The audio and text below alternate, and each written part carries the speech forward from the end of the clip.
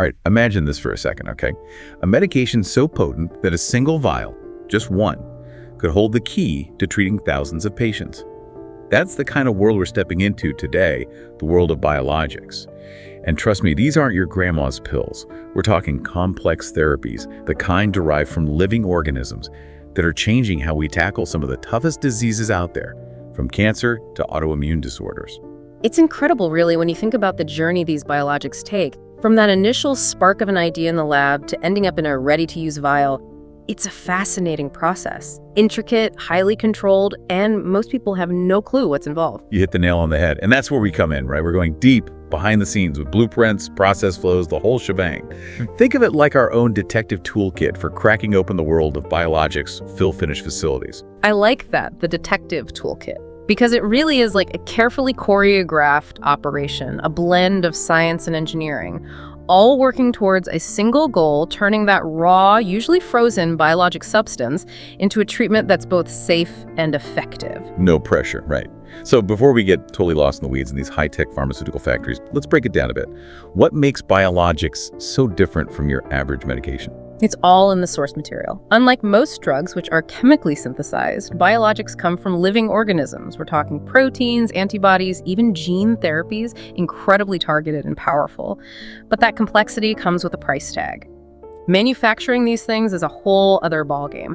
That's where the fill finish steps in. It's a critical piece of the puzzle. And thankfully, our sources for this deep dive really paint a clear picture, breaking it down step by step. Plus, we've even got a sneak peek into the facility itself. Different rooms, specialized areas, the works. It's like a whole city dedicated to just these therapies. So where do we even begin? What's the first thing that happens in this process? Picture this. A frozen vial packed with concentrated biologic substance arrives at the facility. From that moment on, sterility and control are absolutely paramount. Think of it like a surgeon prepping for surgery. Every single detail, every instrument, every movement has to be meticulously planned and executed. Okay, so the stakes are high from the very beginning. Our source, the podcast Biologics Fill Finish Facility document, lays out this intricate process in a really cool way. They point out that those first few steps are actually the same for both liquid and lyophilized products. And by the way, for those playing at home, lyophilized is just a fancy way of saying freeze-dried. So we start with raw materials, buffers, stabilizers, that kind of thing, all carefully measured and added in. And then there's the whole process of thawing that frozen biologic under super precise conditions. Yeah, and let me tell you, those precise conditions are non-negotiable. I mean, imagine messing up a cake, right? Baking it way too hot. Disaster, right? Now imagine that cake is actually a batch of this super sensitive medication. Even a tiny temperature difference during thawing could degrade the whole batch. It would be completely useless. Talk about a high-pressure situation. So now we've got our thawed biologic. What's the next step in the process? Solution preparation. We've got to get this drug ready for its big debut. This is where it might be diluted or concentrated, the pH is adjusted, maybe even mixed with stabilizers to keep it potent over time. So there's a lot of chemistry happening at this point. It's like a recipe, but instead of flour and sugar, we're dealing with complex biological molecules. Each ingredient, every tiny tweak, has to be exactly right to make sure the medicine is both safe and effective. Makes you really appreciate the expertise of the folks working in these facilities, doesn't it? Without a doubt. They're the master chefs of the pharma world. Okay, so once the solution is all mixed up, it goes through a critical step sterile filtration. Yeah. And I'm not exaggerating, this is non-negotiable. We're talking about getting rid of even the tiniest microscopic contaminants. Remember, we need a completely sterile product for the patient. And that makes perfect sense, especially because many patients who rely on biologics might already have weakened immune systems. Exactly. And while all that filtration magic is happening, over in another part of the facility, something equally important is going down prepping the assembly line. It really is like an orchestra, isn't it? All these different processes in perfect sync. That's a great way to put it. And just like an orchestra needs all its instruments in harmony, a fill-finish facility relies on these distinct areas, each with a critical role to play. All right, so we're back, ready to go even deeper into the world of biologics, fill-finish. When we left off, we had our prep solution, our assembly line ready to roll, all the pieces in place. It's showtime, the actual filling process. But there's a fork in the road here, remember? We've got those two pathways, liquid or lyophilized. Right, the big decision.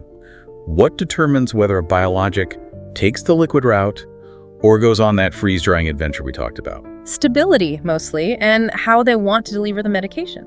Some biologics are perfectly happy in liquid form. Others, they need that extra bit of preservation, and that's where lyophilization comes in.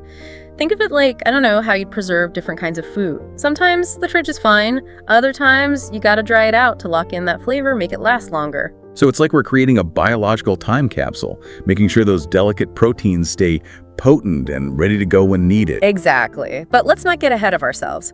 Our trusty podcast Biologics fill-finished facility document, it lays out both pathways really clearly, each with its own quirks. All right, lead the way. Which path are we taking first? Let's start with the liquid route.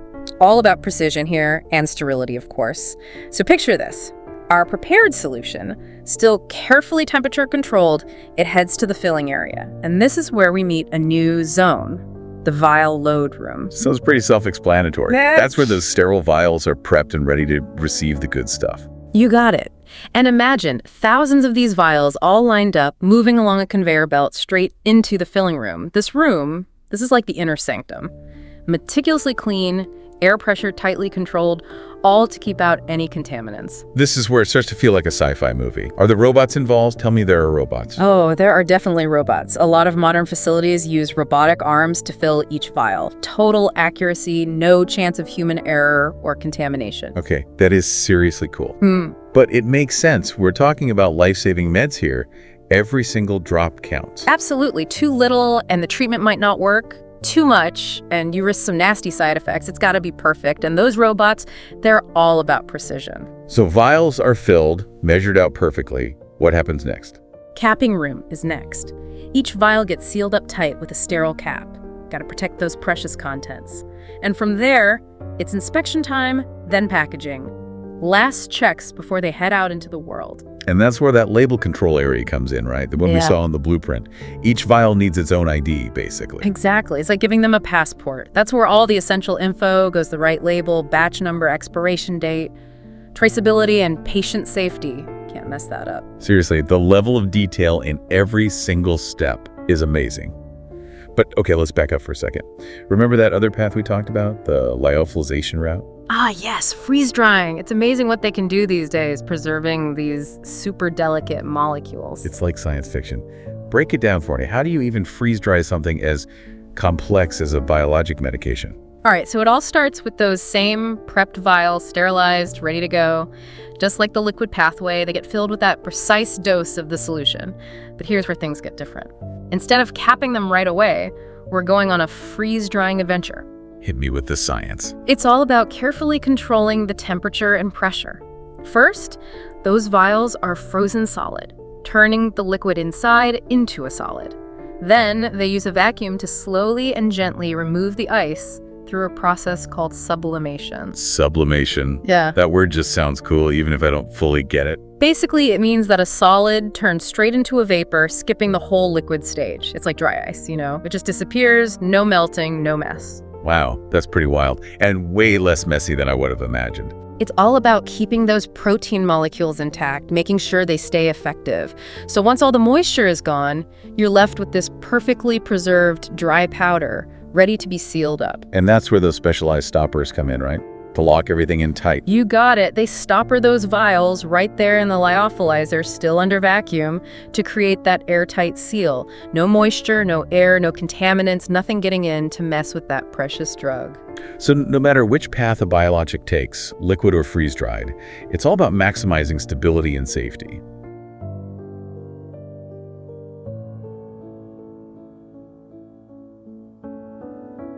Ever stand on the pharmacy aisle like, how'd this even get made? It's a whole process, right? Totally. And today we're diving into how they make biologics. Specifically, the fill-finish stage. Right. Getting those life-saving drugs prepped for patients. Serious stuff. You sent over blueprints for a whole facility. It's wild. It's about ensuring those drugs are safe and effective. Every single room has a purpose. Like, I'm seeing a thaw room, which honestly sounds kind of sci-fi. It does have a ring to it. It's where they thaw the frozen drug substances carefully so they don't, degrade. Makes sense. And then there's this MALPAL. What even? Material and personnel airlock. Basically a super secure checkpoint. Something's clean. Exactly. No contaminants hitching a ride into the production areas. Gotcha. So every person, every little thing gets the airlock treatment. Yep. We're talking medications here. Even dust is a big no-no. But before we get lost in the details, Right. let's zoom out for a sec. Yeah, give us the lay of the land. What happens to a biologic drug in this facility? Okay, so picture this. The drug substance comes in, usually in liquid form. Like the main ingredient. Yeah, it's already been developed, made. Life's not ready for prime time. Exactly. Fill finish is where it gets put into vials, maybe freeze-dried, checked, and packaged. So it's making it usable for us. Precisely. And every single step, filling those vials, making sure they're sealed right, labeled right, it's got to be perfect. Wow. All in this super designed facility. Where does it all begin? The production areas. That's where the action's at. Okay, the blueprint's got a bunch of spaces listed. Right. Biologics, product solution preparation, vial load and tray load. Like a high-stakes assembly line, every step flowing into the next. First, they prep the drug solution. Making sure it's the right, strength and all that. Spot on. And just like a chef wouldn't use dirty dishes, Right. every single piece of equipment, every vial has to be sterilized. That's where the autoclave load and unload comes in. To make everything spotless and then straight to filling. Pretty much. It's really something. Imagine rows of vials all getting filled, same dose, totally sterile environment. High speed, huh? It's gotta be stressful. What are the challenges there? That's where the design, the technology, it all comes together. We'll get into that. But before we get to the filling, think about those vials, the equipment, everything has to be absolutely spotless before it even gets there. All right, that's a ton of stuff to keep clean, organized. The blueprint has a whole section just for storage. What's the deal with that? Storage is a big deal, especially with biologics. You can't just toss them on a shelf and call it a day. Right, these aren't your average, vitamins? Exactly. We got to keep these drugs stable, safe, from the moment they arrive till they ship out. Different temperatures, different needs. Like a high-tech fridge for medicine, kinda. Perfect analogy. Some need to be cold, some frozen, some just at room temperature. Makes sense. Looking at this blueprint, ambient staging, biologics product warehouse, even a freezer. And they're not messing around. Those freezers are serious business, way below freezing to keep those drug substances perfect. Wow, so they even control the air. You bet. And it's not just temperature. Look at chemical storage. That's got to be super safe. Special ventilation, the whole 9 yards. Safety first, for sure. Every little thing matters. Speaking of which, what about quality control? I see QC labs, IPQC, all over this blueprint. Ah, the quality gurus. QC labs are where the analysis magic happens. Making sure everything's up to snuff. More than that. They're testing purity, potency, safety, the whole shebang, super high-tech equipment, really skilled scientists. So, they could halt everything if something's off. Oh, absolutely. They have the power to hit the brakes on the entire operation if they have to. Whoa, talk about pressure. An IPQC, that's like quality control 2.0. In process quality control, instead of waiting till the end, they're checking quality during every single step. Smart. Catch any issues early on.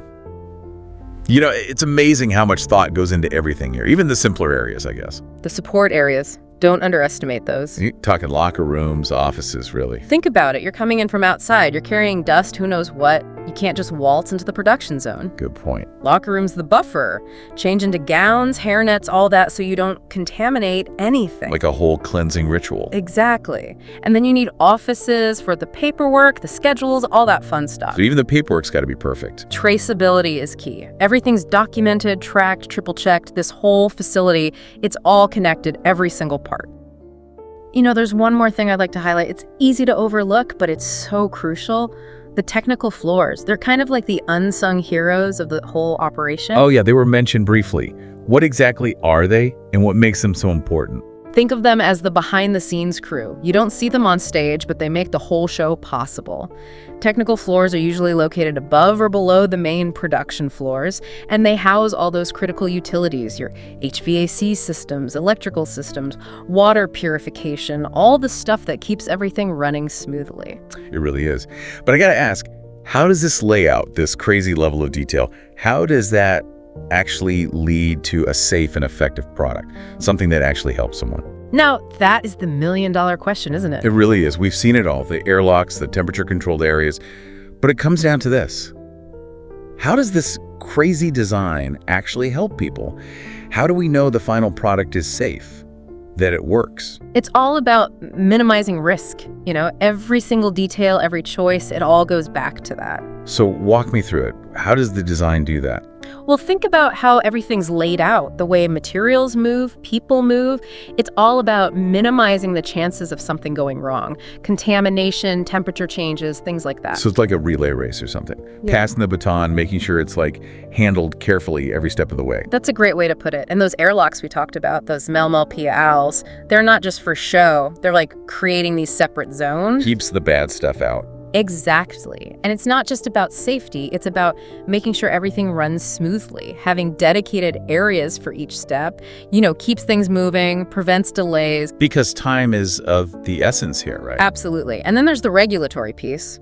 The rules and regulations around pharmaceuticals are incredibly strict. Right. Got to make sure everything's by the book. Exactly. So this facility, it's not just a cool design, it's built to meet all those requirements, every single one. So someone from the FDA could walk in here and they'd be like, yep, looks good. Pretty much. That's the level of detail we're talking about. It's really impressive when you think about it. It really is. It makes you realize that every time you see a medication, there's this whole other world behind it. All this science, all this engineering to make sure it's safe and effective. It's easy to forget, right? You go to the pharmacy, pick up your prescription. You don't really think about what it took to get it there. Right. But knowing what goes on behind the scenes, it gives you a new appreciation for it all. It really does. And it makes you wonder, what's next? What innovations are coming down the line? What will these facilities look like in the future? Exactly. New technologies, new drugs. It's an exciting time to be following all this. It really is. It's like we've opened the door to a whole new world, and we're just getting started. Thanks for taking us on this deep dive. It's been fascinating. My pleasure. Always happy to share my insights.